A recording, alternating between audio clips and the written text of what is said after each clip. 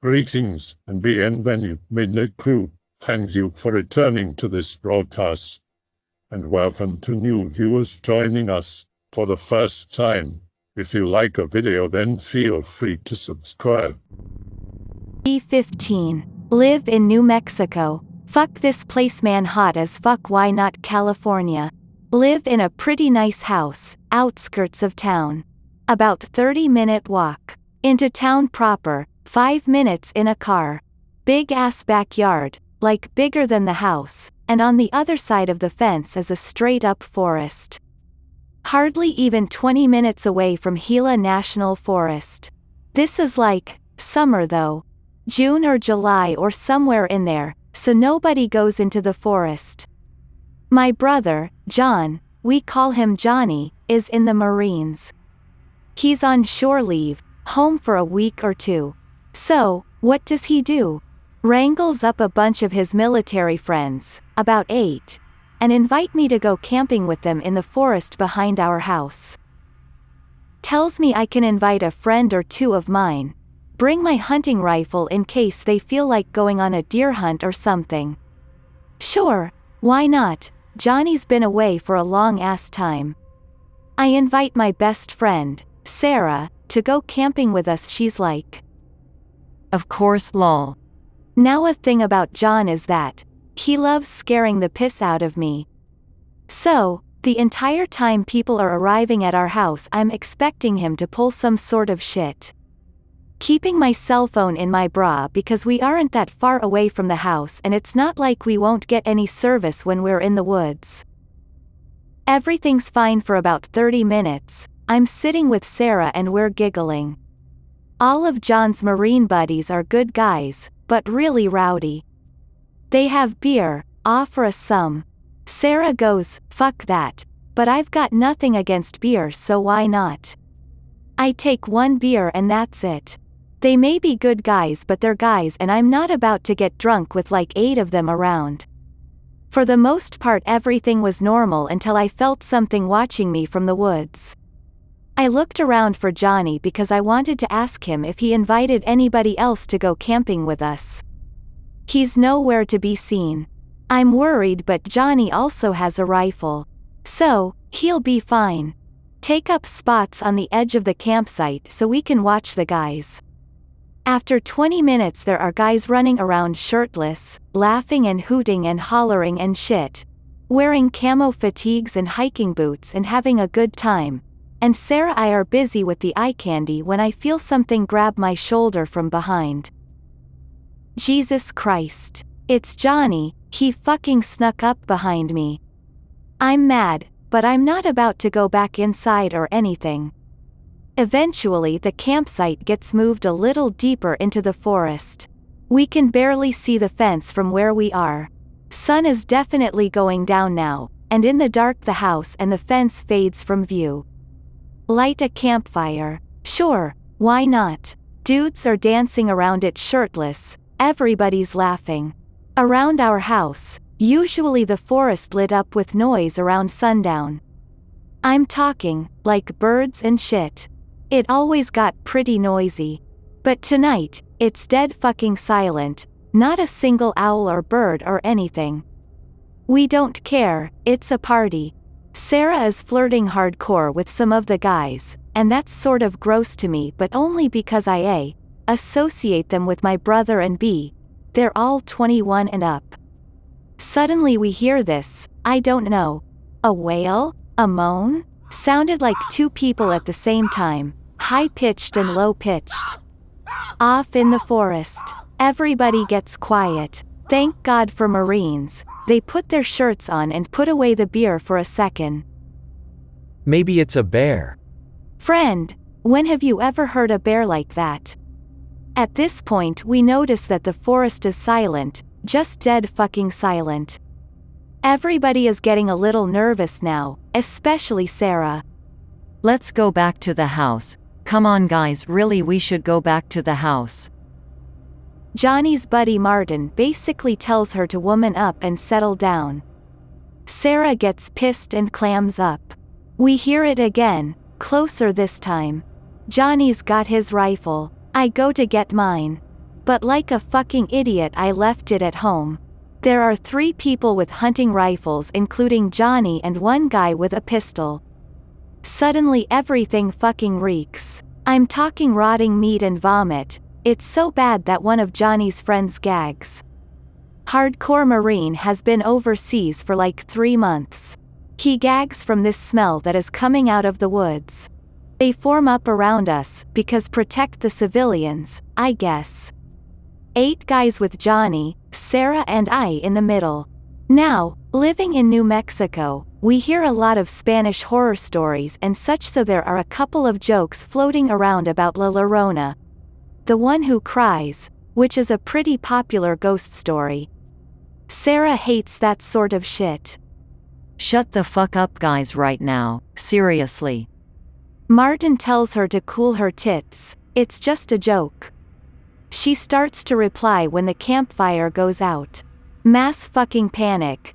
The guys are shouting jargon to each other and 2 guys break formation to try and get the fire back going again. Sarah starts screaming and says, "Somebody just touched my chest." Fire goes back on. The guys get back into formation. Sarah is sobbing, covering her boobs with her arms. Johnny has his rifle raised. Looking around, the guys start to settle down, when Johnny starts screaming at the dude in the back of the group. He's just standing there, back to the rest of us as per circle formation or whatever, and he isn't moving at all. At first, I have no idea what the issue is. I mean, maybe he drank a little too much or something. I try to calm Johnny down, but he is full man mode and I can't get him to chill. "Johnny, what the fuck is the matter with you?" he's screaming. Tango, tango, tango, tango. But the other guys don't know what the fuck he's talking about. Look around to make sure everybody's still there and I nearly shit myself. There are 9 people in the circle.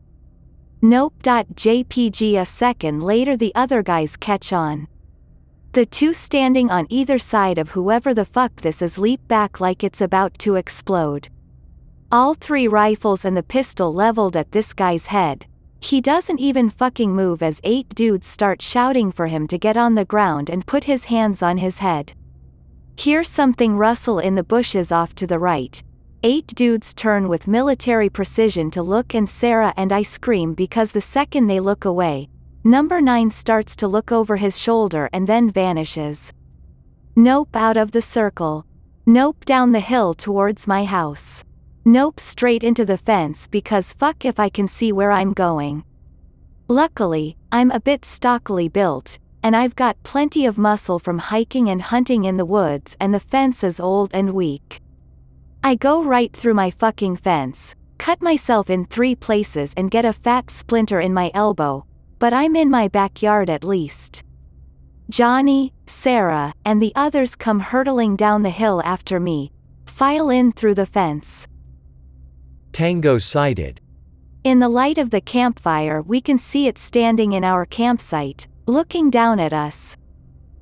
Light is sketchy at best by this point, especially since it's standing in front of the fire, but from the fence it looks like its head is jittering back and forth on its neck, like those twitchy flickers in Jacob's ladder. 3 gunshots, when the muzzle flash dies down, it's gone again. Hear the wail, moan again, and then closer than ever we hear this freakish gibbering laughter, like hyena-level shit. Shoot it.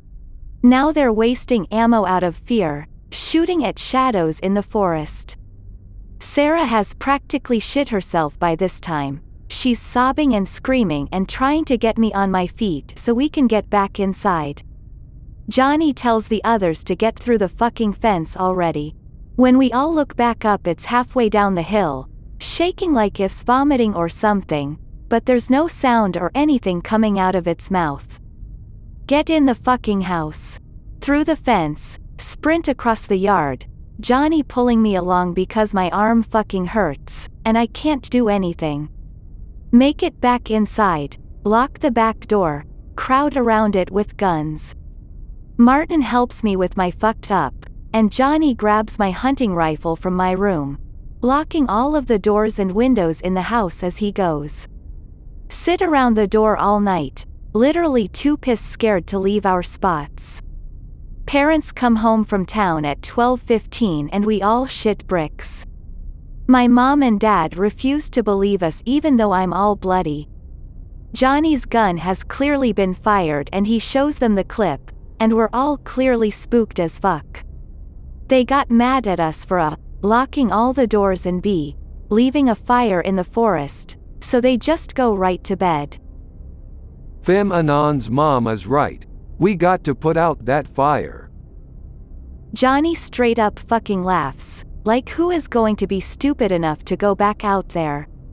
Sarah volunteers. Are you shitting me? Sarah started bitching about having left her purse or something back at the campsite, so eventually Marvin, who I'm beginning to think at this point is kind of a dickbag, tells the others that it's probably just shadows and shit.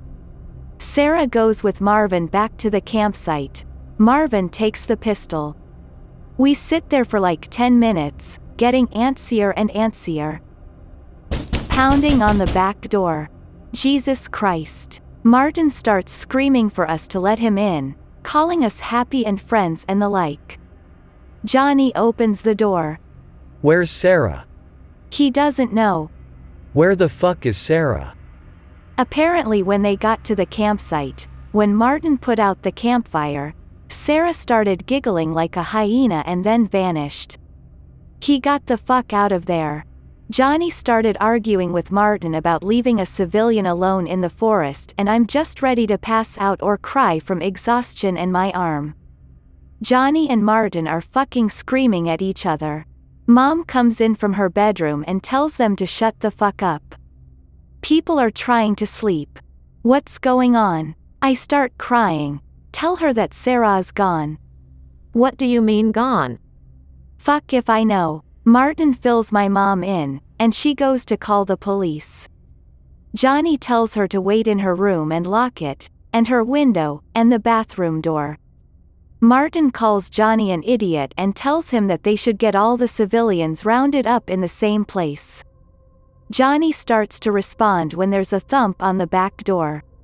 Knocking, but it's horribly wrong, no rhythm or anything. Sounded like thump thump, thump thump, thump, thump thump, thump thump thump. Raspy voice, like completely inhuman. Says Tango, from the other side of the door. Sounds like Thon Goo. Where's fucking 3? Martin shoots through the door. Loud fucking scream. Then the sound of someone hauling ass across the yard. Where's SRAAAAAUUUGH? Devolves into this guttural, atrocious snarling. Then, quiet. After 3 or 4 minutes of this, I swear to God it felt like an eternity, we hear snuffling outside the door. Smell is back. We hear whimpering, then giggles from just outside the door, near the bottom.